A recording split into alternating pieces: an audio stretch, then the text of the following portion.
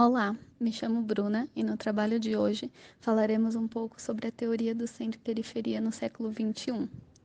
Temos como integrantes do grupo eu, Bruna, o Hugo, a Lara, o Marcelo e o Tiago. Bom, o objetivo é analisar se um mundo globalizado ainda cabe a classificação dos países por blocos, sendo eles o centro e a periferia, que destrincharemos mais à frente. Como problema do tema, nos questionamos: é possível, em pleno século XXI, usar o conceito de centro-periferia? Bom, para fundamentar nosso problema, falaremos um pouco mais sobre os aspectos introdutórios. Essa teoria surgiu na década de 1950 e apareceu nos primeiros trabalhos de Raul Prebisch, na CEPAL. Esse período se caracterizou por muitos ganhos de independência política para alguns países, mas que continuaram a enfrentar principalmente a dependência financeira. Trazendo para a economia, essa teoria é usada para entender as relações entre países no mundo.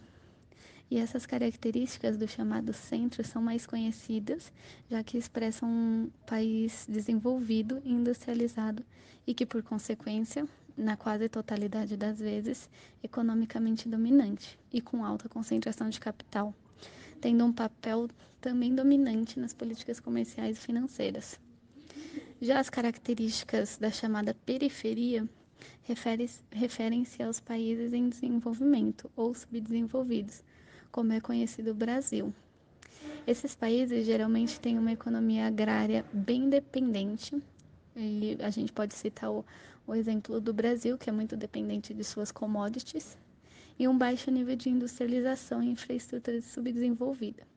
No caso do Brasil, a sua industrialização ocorreu em partes aceleradamente em certa época, em certo momento histórico, mas se comparado aos países de centro, a nossa industrialização foi bem precária. Esses países muitas vezes enfrentam desafios socioeconômicos como pobreza, principalmente a desigualdade e a instabilidade política, tendo como consequência a falta de acesso a recursos e também as oportunidades como estudo e uma boa oportunidade de trabalho. Bom, pessoal, agora eu vou falar um pouco sobre a dinâmica das relações entre os países de centro e periferia, abordando a questão da desigualdade existente nas trocas entre essas duas partes.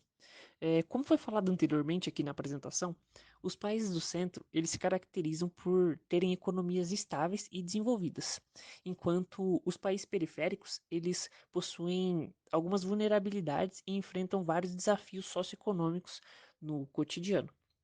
E o que a teoria do centro e da periferia vai sugerir é que a relação comercial entre os dois grupos ela é marcada pela exploração e pela desigualdade. De que forma?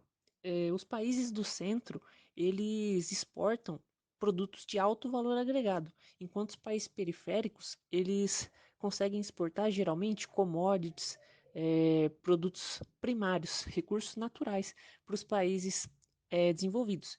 Então essa divisão internacional do trabalho ela deixa bem evidente o que cada um oferece nessa relação de troca.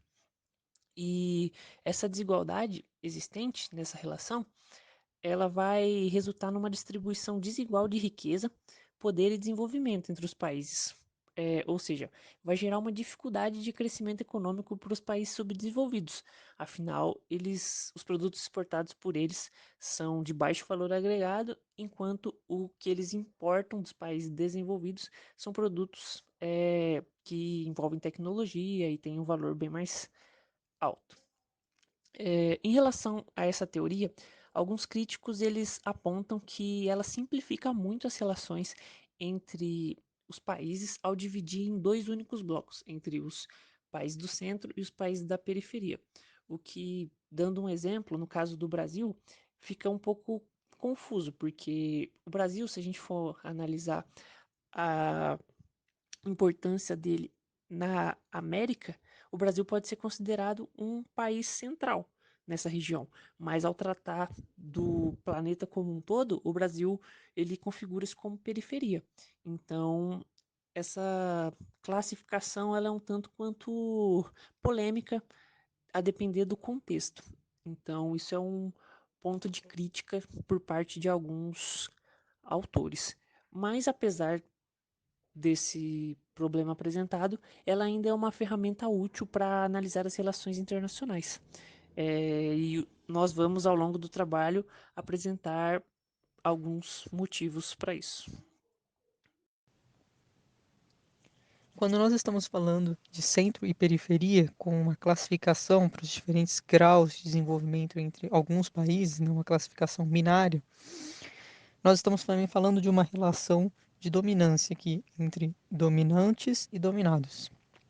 Os economistas latino-americanos, Raul Prebisch, argentino, e Celso Furtado, brasileiro, foram alguns dos primeiros economistas a desenvolver a teoria do centro e da periferia como uma explicação para as disparidades econômicas que nós vemos no mundo. Raul Prebisch, particularmente, foi um dos grandes precursores e um dos grandes contribuidores da teoria da deterioração dos termos de troca.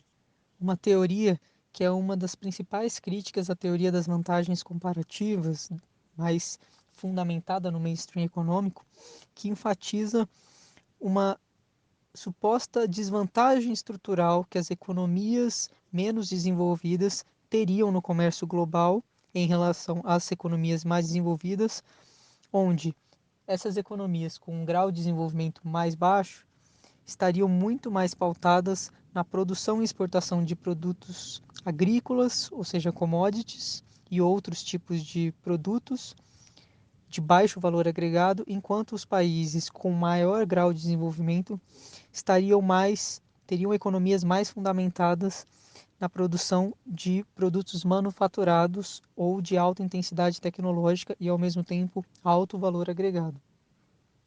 A teoria da deterioração dos termos de troca, elaborada por Prebisch, é uma importante contribuição para a compreensão das relações comerciais entre países desenvolvidos e países em desenvolvimento, pois, sob o ponto de vista dessa teoria, os países em desenvolvimento teriam menores retornos a longo prazo pelos produtos que produzem e exportam em relação aos produtos que importam dos países desenvolvidos, ou dito centro.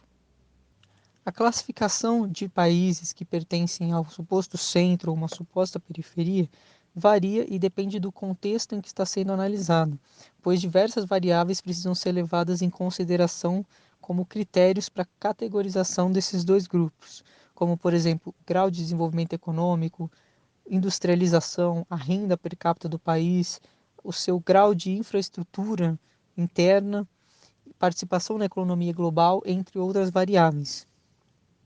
Contudo, nós temos uma classificação comumente difundida do que seria esse suposto centro e suposta periferia do comércio global.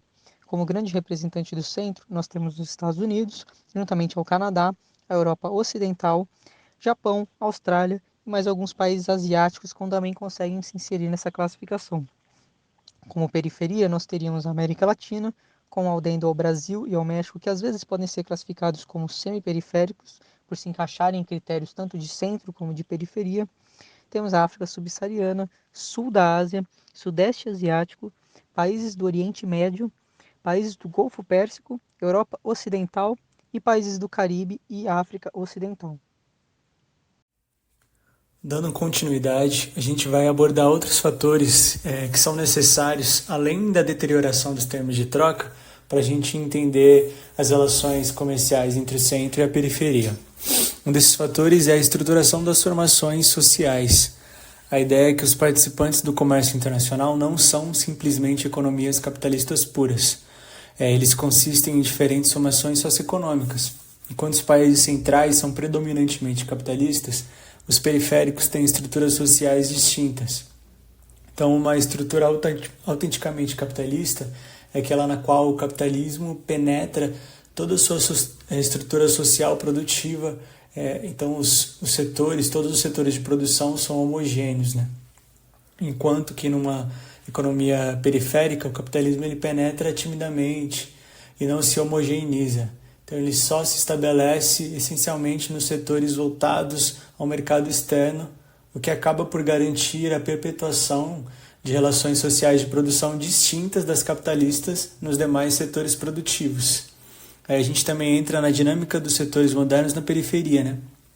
Ou seja, os setores de exportação das periferias são, na sua quase totalidade, ultramodernos, especialmente no que se refere à extração e transformação primária de petróleo, minérios, além de plantações modernas. São setores que ostentam elevados índices de produtividade do trabalho e são compatíveis com o ritmo de desenvolvimento das economias centrais. Então, nas periferias, há níveis de produtividade na exploração de minério e petróleo bastante semelhantes aos apresentados por economias centrais, mas a remuneração da força de trabalho é consideravelmente menor.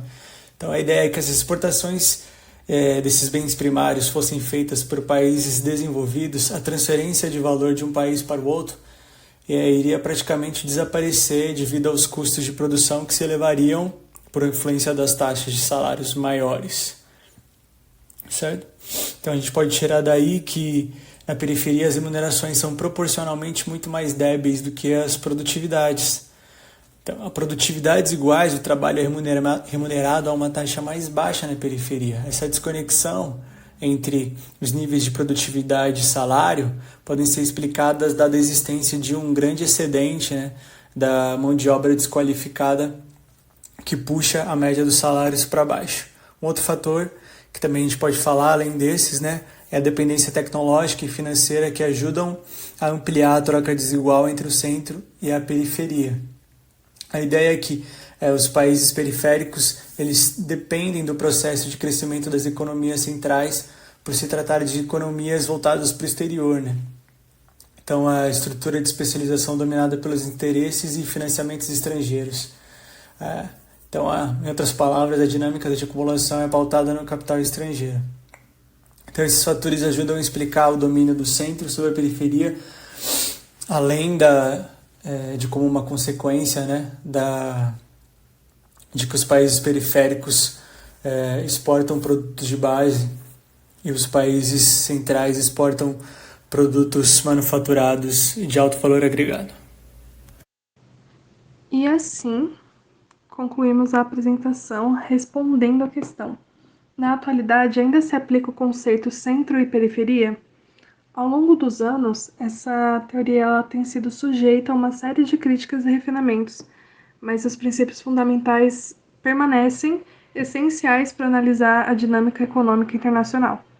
Uma das razões principais para a relevância contínua dessa teoria é a persistência das desigualdades econômicas entre os países centrais e periféricos. Apesar dos avanços em alguns países em desenvolvimento, ainda observamos disparidades significativas em termos de pobreza, desigualdade e infraestrutura precária em muitas nações periféricas. Isso destaca a necessidade contínua de compreender e abordar essas disparidades. Além disso, a teoria do centro e da periferia fornece um valioso quadro conceitual para entender as relações econômicas internacionais, destacando questões como comércio desigual, transferência de tecnologia e dependência econômica. Em um mundo cada vez mais globalizado, essas dinâmicas econômicas têm um impacto significativo nas interações entre os países. Embora sujeita a críticas e evoluções ao longo do tempo, a teoria do centro e da periferia continua a moldar o nosso entendimento das dinâmicas econômicas globais. Seus conceitos subjacentes influenciam o pensamento em economia política e em relações internacionais, destacando sua importância duradoura até os dias atuais.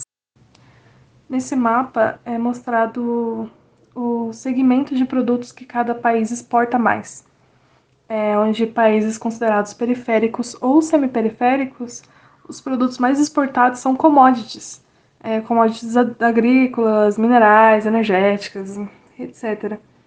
Ou seja, produtos de baixo valor agregado, enquanto acontece o contrário nos países centrais. Nos países centrais, eles exportam e produzem produtos que têm alto rigor tecnológico e são industrializados, são manufaturados, são produtos que têm alto valor agregado.